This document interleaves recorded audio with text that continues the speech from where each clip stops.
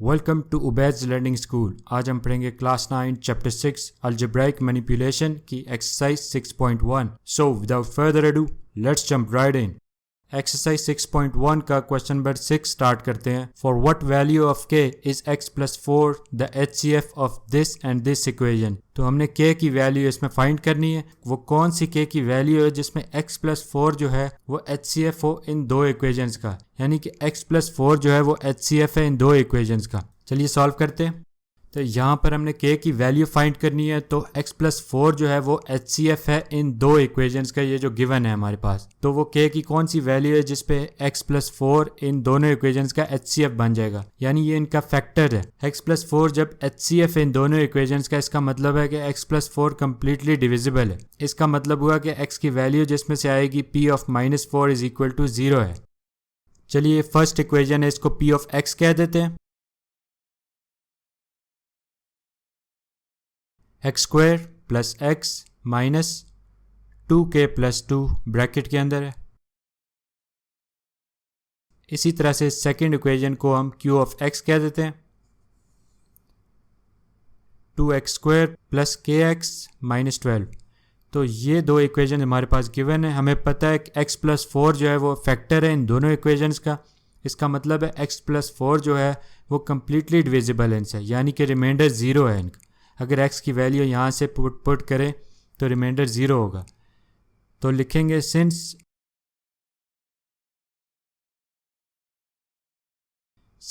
x plus 4 is the HCF of, इन दोनों equations का HCF है, यानी कि इन दोनों इक्वेशंस का फैक्टर है।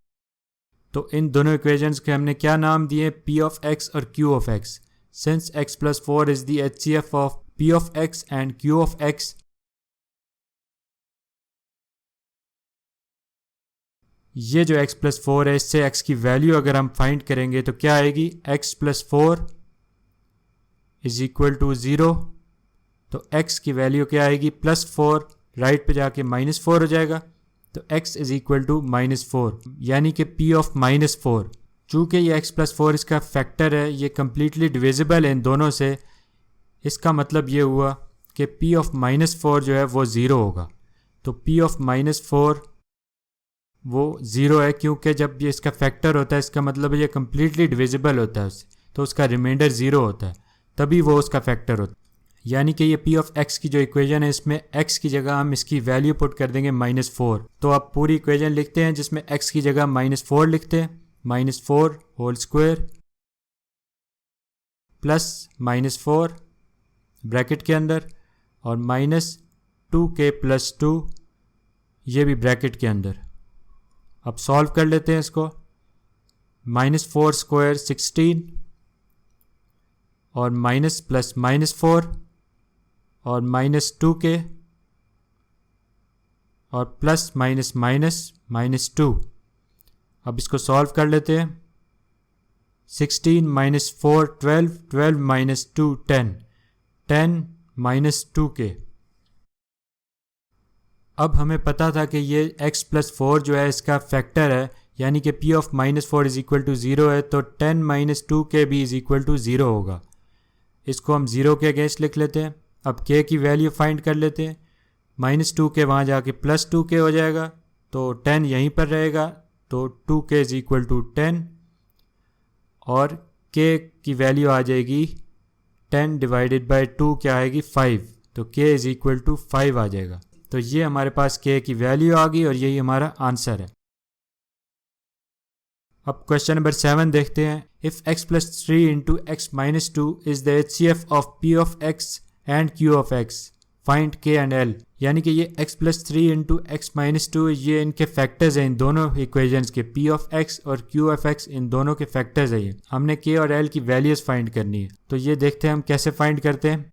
तो ये जो दोनों है x plus 3 into x minus 2 ये फैक्टर्स हैं, यानी कि HCF हैं ये इन दोनों इक्वेशंस के। किसके, p ऑफ x और q ऑफ x के। ये जो x प्लस 3 है ये p ऑफ x में कहाँ पर है, ये x प्लस 3 ये है, इसके साथ इक्वेट हो रहा है। तो रिमेनिंग ये जो इक्वेशन है p ऑफ x की ये इक्वेट कर देंगे हम किसके साथ, x माइनस 2 के साथ। चूँकि x plus 3 into x minus 2 इस पूरी इक्वेशन के फैक्टर हैं, तो इसका मतलब है x माइनस 2 भी इस 2x² माइनस 3x प्लस के का फैक्टर है। तो हम इस 2x² माइनस 3x प्लस के में x माइनस 2 की वैल्यू पुट कर लेंगे। तो लिखते हैं since x plus 3 into x minus 2 is a factor of p of x की इक्वेशन पुट कर लेंगे x plus 3 into 2x² minus 3x plus के।